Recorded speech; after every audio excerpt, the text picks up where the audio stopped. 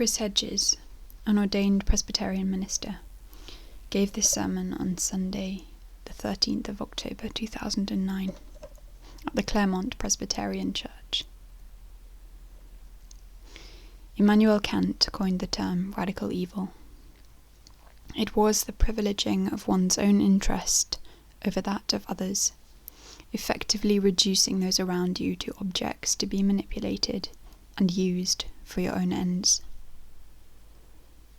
But Hannah Arendt, who also used the term radical evil, saw that it was worse than merely treating others as objects.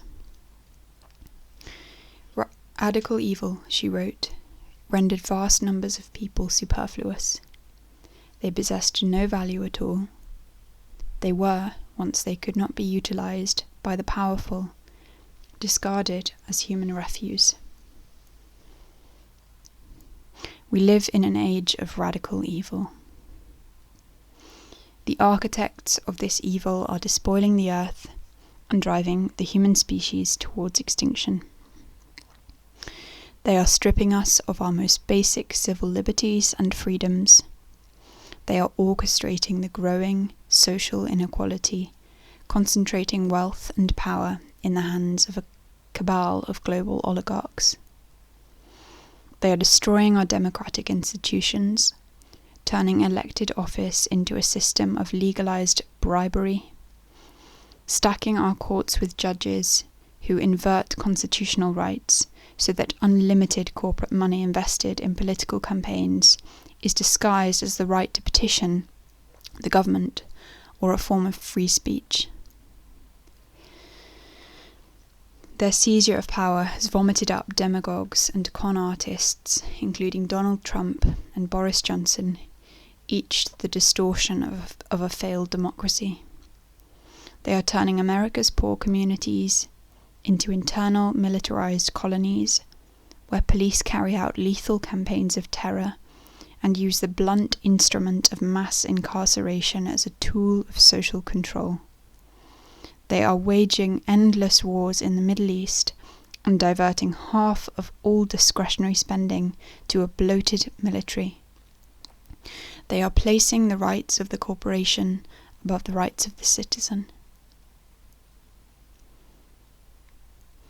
Arendt captured the radical evil of a corporate capitalism in which people are rendered superfluous, surplus labour, as Karl Marx said, and pushed to the margins of society, where they and their children are no longer considered to have value always determined by the amount of money produced and amassed.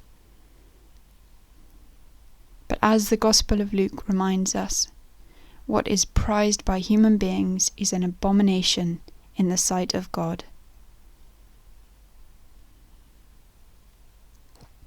Who are those who would sacrifice us on the altar of global capitalism? How did they amass the power to deny us a voice, to insist that the earth is an inert commodity they have a right to exploit until the ecosystem that sustains life collapses and the human species, along with most other species, becomes extinct?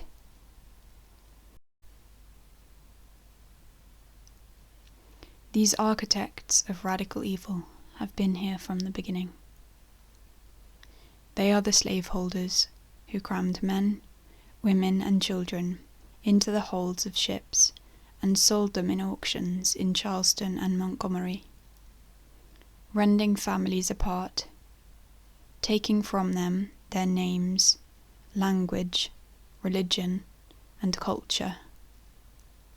They wielded the whips, the chains, the dogs, and the slave patrols. They orchestrated the Holocaust of slavery, and when slavery was abolished, after a war that left 700,000 dead, they used convict leasing, slavery by another name, along with lynching and black codes to carry out a reign of terror that continues today in our deindustrialized cities and our prisons. Black and brown bodies are worth nothing to our corporate masters when on the streets of our decayed cities, but locked in cages they each generate $50,000 or $60,000 a year. Some people say the system does not work. They are wrong. The system works exactly as it is designed to work. These architects of radical evil are the white militias and army units that stole the land, decimated the herds of buffalo, signed the treaties that were promptly violated, and carried out a campaign of genocide against indigenous people, penning the few who remained in prisoner of war camps. They are the gun thugs, Baldwin Felts and Pinkerton agents, who gunned down, by the hundreds, American workers struggling to organize. Forces of the kind that today oversee the bonded labor of workers in China, Vietnam, and Bangladesh. They are the oligarchs, J.P. Morgan, Rockefeller, and Carnegie, who pay for these rivers of blood, and who today, like Tim Cook at Apple and Jeff Bezos at Amazon, amass staggering fortunes from human misery.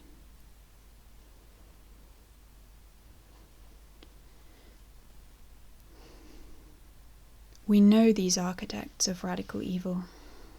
They are the DNA of American capitalism. You can find them on the commodity desks at Goldman Sachs. The financial firm's commodities index is the most heavily traded in the world.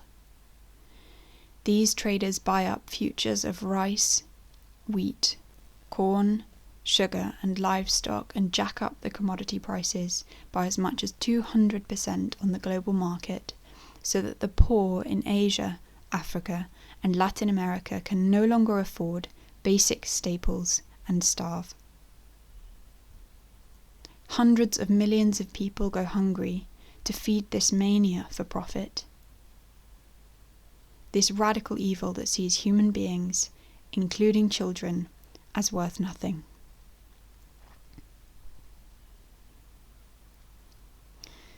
These architects of radical evil extract the coal, oil, and gas, poisoning our air, soil, and water, while demanding huge taxpayer subsidies and blocking the urgent transition to renewable energy.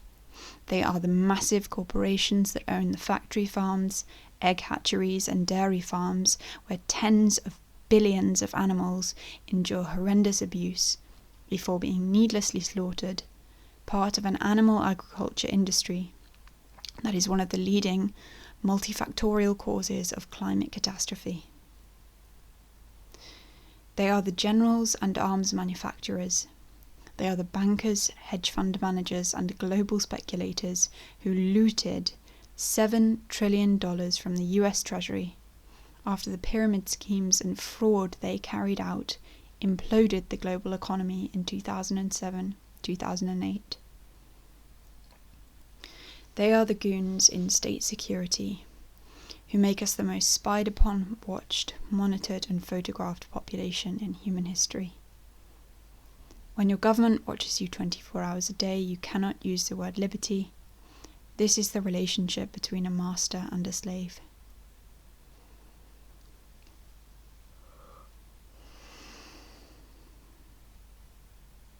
Corporate culture serves a faceless system. It is, as Hannah Arendt wrote, the rule of nobody, and for this very reason perhaps the least human and most cruel form of rulership. It will stop at nothing. Anyone or any movement that attempts to impede their profits will be targeted for obliteration. These architects of radical evil are incapable of reform. Appealing to their better nature is a waste of time. They do not have one. They have rigged the system. Elections dominated by corporate money. The courts, the press, a vast burlesque show for profit, which is why they spend so much time focused on Trump. There is no way to vote against the interests of Goldman Sachs or Exxon, Shell, BP, and Chevron, which, along with the other top 20 fossil fuel corporations, have contributed 35% of all energy-related carbon dioxide and methane emissions worldwide. 480 billion tonnes of carbon dioxide equivalent since 1965. We know these architects of radical evil. They have been and always will be with us.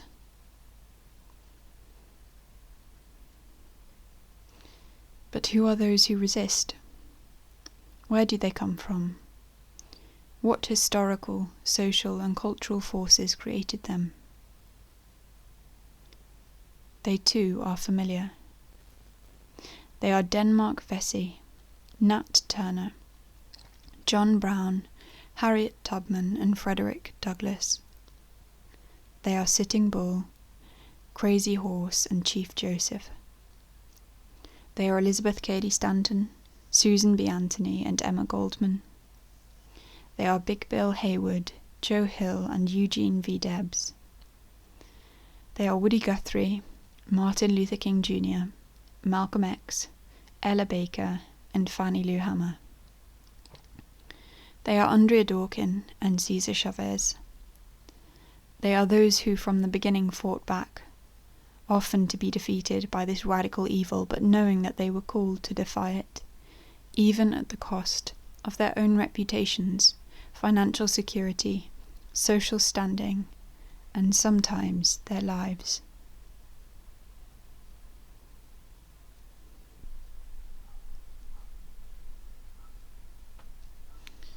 The architects of radical evil are disemboweling every last social service program funded by the taxpayer, from education to social security, because lives that do not swell their profits are considered superfluous.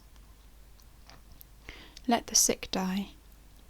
Let many of the poor, 41 million people, including children, go to bed hungry. Let families be tossed into the streets. Let the young graduate have no meaningful employment. Let the US prison system, with 25% of the world's prison population, swell. Let torture continue. Let assault rifles proliferate to fuel the epidemic of mass shootings. Let the roads, bridges, dams, levees, power grids, rail lines, subways, bus services, schools and libraries crumble or close. Let the rising temperatures, the freak weather patterns, the monster cyclones and hurricanes, the drought, the flooding, the tornadoes, the wildfire, the melting polar ice caps, the poisoned water systems and the polluted air worsen until the species dies. Many in the church are complicit in this radical evil, failing to name it and denounce it, just as we failed to see in the thousands of men, women, and children who were lynched the very crucifixion itself, as James Cone pointed out. And this complicity and silence condemns us. It is why W.E.B. Du Bois called white religion a miserable failure.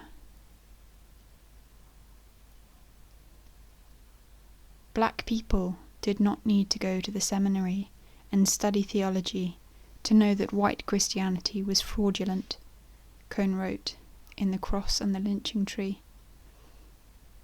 As a teenager in the South, where whites treated blacks with contempt, I and other blacks knew that the Christian identity of whites was not a true expression of what it meant to follow Jesus. Nothing their theologians and preachers could say would convince us otherwise. We wondered how whites could live with their hypocrisy, such blatant contradiction of the man from Nazareth. I'm still wondering about that. White conservative Christianity's blatant endorsement of lynching as a part of its religion, and white liberal Christians' silence about lynching placed both outside of Christian identity.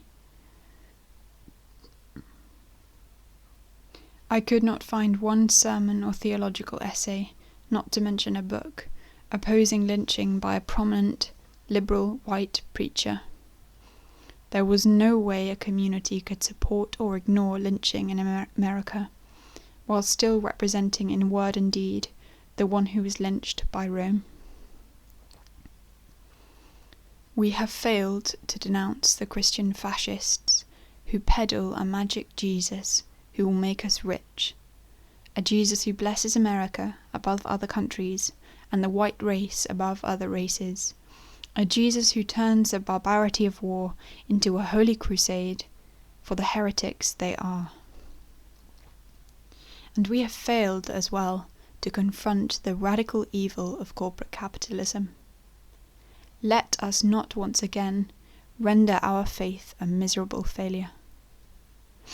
Defying evil cannot be rationally defended. It makes a leap into the moral, which is beyond rational thought. It refuses to place a monetary value on human life or the natural world. It refuses to see anyone as superfluous. It acknowledges human life, indeed all life, as sacred. And this is why, as Arendt points out, the only morally reliable people are not those who say, this is wrong, or this should not be done, but those who say, I cannot do this.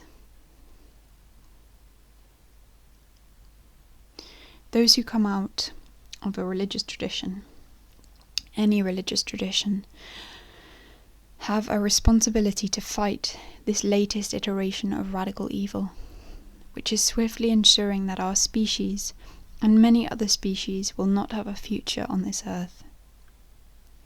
It is our religious duty to place our bodies in front of the machine, as many of us did in the protests organised by Extinction Rebellion last week around the globe. The law, as presently revered and taught and enforced, is becoming an enticement to lawlessness, Dan Berrigan wrote. Lawyers and laws and courts and penal systems are nearly immobile before a shaken society, which is making civil disobedience a civil, I dare say a religious duty. The law is aligning itself more and more with forms of power whose existence is placed more and more in question.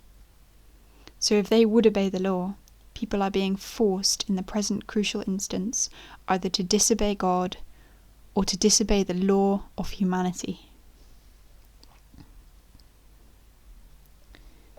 Let us not, in this present historical period, replicate our sins of the past. Let us affirm our faith by affirming our defiance, our willingness to engage in the acts of sustained civil disobedience against the forces of radical evil.